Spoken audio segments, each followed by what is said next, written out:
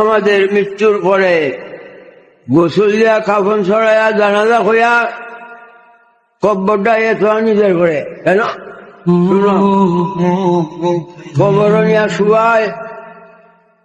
শুয়াইয়া খাটকি পিছাইয়া দাফন করে চলে আসে। তখন নাকিরাই নামক দুইজন ফেরেশতা, মুনকার নাকিরাই নামক দুইজন ফেরেশতা কবরে আসে। আইসা আবার আত্মারা দেহের ভিতরে বলিয়া জিন্দা হইয়া বসায়। এখন যেমন জিন্দা তখন তেমন হুবহু জিন্দা। কবরে প্রশ্ন করবে ফেরেশতায়, মার রব্বুকা, তোমার আল্লাহকে, মা দিনুকা, তোমার ধর্ম কি? 3 নম্বরে কয় মান হাজা রাজুল্লাহ হাজা মাহুদে দেখে এমনি দেখায় এই ব্যক্তিকে যিনি তোমার কবরে আসেন